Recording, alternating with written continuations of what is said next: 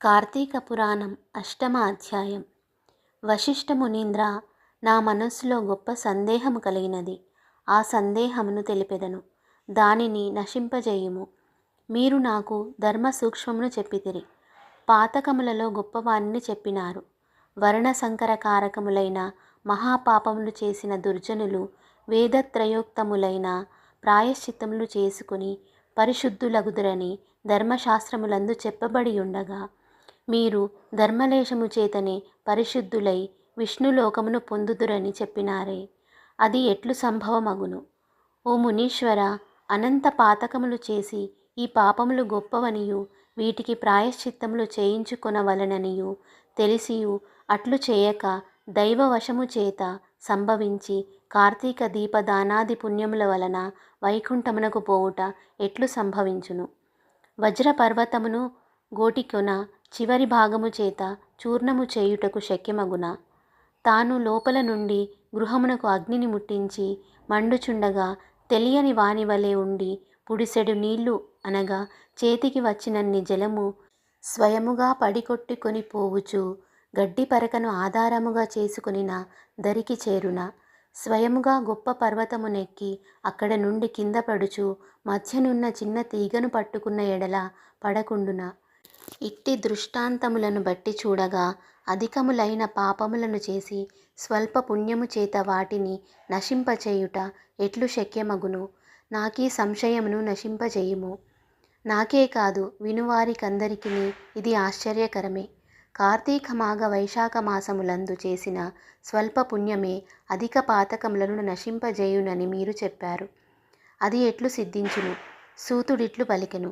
ఈ ప్రకారం రాజు మాటలను విని వశిష్ఠ మునీంద్రుడు చిరునవ్వు నవ్వి, కొద్ది పుణ్యము చేత పెద్ద పాపములెట్లు నశించునో అని ఆశ్చర్యముతో ఉన్న రాజుతో ఇట్లనెను. ఓ రాజా, వినుము. మంచి విమర్శ చేసితివి. నేను కూడా విచారించి తిని వేదశాస్త్ర పురాణములను విచారించగా ధర్మములలో సూక్ష్మములున్నట్లు తెలిసినది.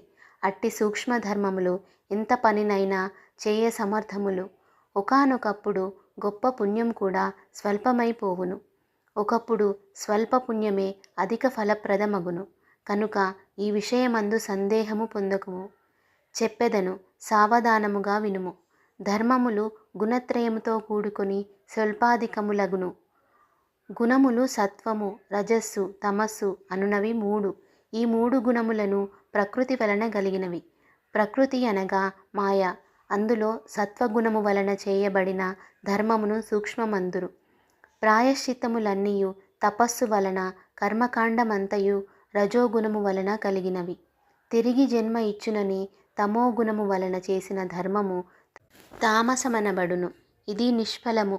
ఇందులో సత్వగుణముతో చేయబడిన ధర్మమును సూక్ష్మమని నీకు చెప్పితిని.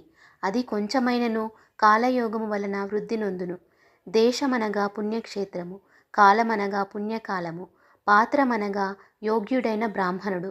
ఈ మూడు విధముల యోగ్యతను విచారించక విధిరహితముగాను మంత్రరహితముగాను చేయు దానాధికము తామసమనబడును.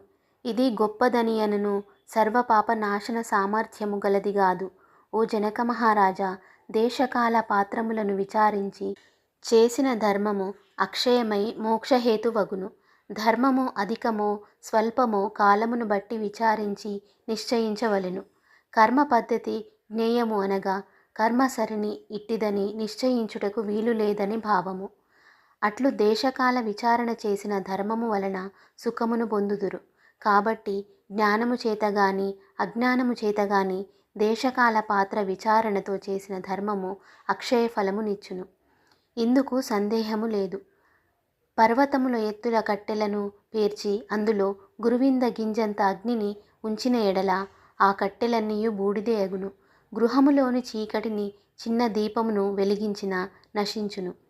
చిక్కగా ఉన్న బరద నీటిలో ఎంతకాలము స్నానము చేసినను చివరికి నిర్మల జలమునందు ఒక్కమారు స్నానమాచరించిన ఎడల ఆ మురికి పోవును. అట్లే అల్పపుణ్యము చేత అధిక పాపములు నశించగలవు. అజ్ఞానము చేత గాని జ్ఞానము చేత గాని చేసిన పాపములు అధికములు గాని స్వల్పములు గాని హరినామ సంకీర్తనము వలన నశించును. మహిమ తెలియక చేయబడినదేనను హరినామ సంకీర్తనముచే పాపములన్నీయు వెదురు పొదలను అగ్నివలె దహించును. పైన చెప్పిన విషయమై ఒక కథను చెప్పెదను వినుము. పూర్వకాలమునందు కన్యాగుబ్జమను క్షేత్రమందు వేదాంగ పారంగతుడైన సత్యనిష్ఠుడను ఒక బ్రాహ్మణుడు కలడు. ఆ బ్రాహ్మణునకు పతివ్రతయు ధర్మాత్మురాలు అగు భార్య కలదు. వారిరువురకు చివరి కాలమున అజామీలుడను ఒక కుమారుడు పుట్టెను. అజామీలుడు దురాచారుడును, దాసీ భర్తయు, హింసకుడును, నిత్యము దాసీ సాంగత్యమందు ఆసక్తి గలవాడైయుండెను. అట్టివాడు స్వల్ప పుణ్యము చేత అనగా తెలియక చేసిన హరినామ సంకీర్తనము వలన తరించెను. ఆ అజామీలుడు ప్రవర్తించిన ప్రకారం ఎట్లనిన అజామీలునకు యవ్వనము రాగానే దుష్ట బ్రాహ్మణుని ఇంటిలో ఒక దాసి ఉన్నది. దానితో సంగమము చేసి దాని యందు ఆసక్తుడై తల్లిని తండ్రిని విడిచి కామాతురుడై దానితోనే జలపానము, భోజనము, శయనము జరుపుచు వైదిక కర్మలను విడిచి కామశాస్త్ర ప్రవీణుడై ఆలింగన చుంబనాది కర్మల యందాసక్తి గలవాడై ఆ దాసితోనే నిరంతరము కాలము గడుపుచుండెను. ఆ అజామీలుడు కులాచార భ్రష్టుడైన కారణమున బంధువులందరూ అతనిని గృహము నుండి వెళ్ళగొట్టిరి. అజామీలుడు ఆ ఊరిలోనే ఒక చెండాలుని ఇంటిలో నివాసము చేసుకొని నిత్యము దాసితో కూడి కుక్కలను ఉచ్చులు వేసి మృగములను పట్టుకొనుచు వానిని వెంటబెట్టుకొని అరణ్యమునకు పోయి పశువులను, పక్షులను, మృగములను చంపి వాటి మాంసమును భుజింపుచు కాలం గడుపుచుండెను. ఇట్లుండగా ఒకనాడు ఆ దాసి కళ్ళు ద్రాగుదామను ఆశతో తాటి చెట్టెక్కి కొమ్మ విరిగి కిందపడి మృతి చెందెను. తరువాత అజామీలుడు భార్యను చూచి తన ప్రాణముల కంటే అధిక ప్రియమైనది కనుక చచ్చిన శవమును తన ముందు ఉంచుకొని వికలుడై బహుశోకించి తర్వాత దానిని కొండ గుహ యందు పారవేచి ఇంటికి పోయెను. తరువాత అజామీలుడు యవనవంతురాలైన దాని కూతురును చూచి పాపాత్ముడు గనుక తన పుత్రికయను నీతిని విడిచి దానితో చిరకాలం సంభోగించి సుఖించెను. తరువాత అజామీలునకు ఆ కూతురి యందు కొందరు పుత్రులు కలిగి నశించిరి. అందు చివరివాడు మాత్రం మిగిలియుండెను. వానికి నారాయణ అను నామకరణము చేసి అజామీలుడు నడుచుచున్నప్పుడును, కూర్చున్నప్పుడును, జలపాన కాలమందును, భోజనము చేయునప్పుడును, తిరుగుచున్నప్పుడును పుత్రపాశము చేత బద్ధుడై నిరంతరము ఆ నామమునే పలుకుచుండెను. కొంతకాలమునకు అజామీలునకు మరణకాలము సమీపించగా అతనిని తీసుకొని పోవుటకు గాను ఎర్రని గడ్డములు మీసములు గలిగి చేతుల యందు దండములను, రాళ్లను, కత్తులను ధరించి అతి భయంకరులైన యమదూతలు వచ్చిరి.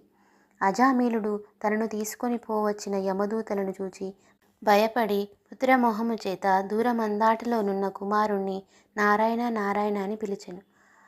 అలా పిలుచుచున్నప్పుడు భయము చేత దీనస్వరముతో పెద్దగా ఓ నారాయణ అని పలుమార్లు పిలిచెను.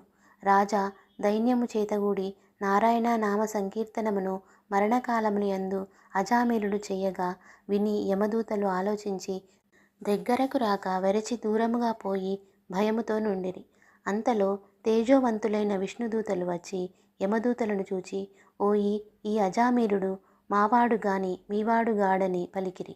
రాజా ఆ విష్ణుదూతలు పద్మముల వలె విశాలమైన నేత్రములు గలవారును, పచ్చని పట్టుబట్టలను ధరించిన వారును, పద్మమాలాలంకృతులను, కిరీటవంతులను, కుండలధారులను, మంచి మూలికలు, వస్త్రములు, ఆభరణములు గలవారును, 4 చేతులు కలవారును, సుందర దేహులను, శంఖచక్రములను ధరించిన వారును, తమ కాంతి చేత దేశమంతయు ప్రకాశింపచేయువారును అయి ఉండిరి. ఇట్టి విష్ణుదూతలను చూచి యమదూతలు ఇట్లనిరి, మీరెవ్వరు?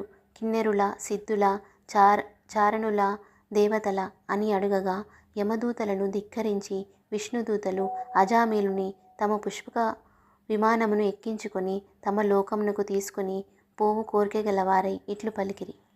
ఇది స్కాంద పురాణాంతర్గత కార్తీక మహత్య 8వ అధ్యాయం సమాప్తః.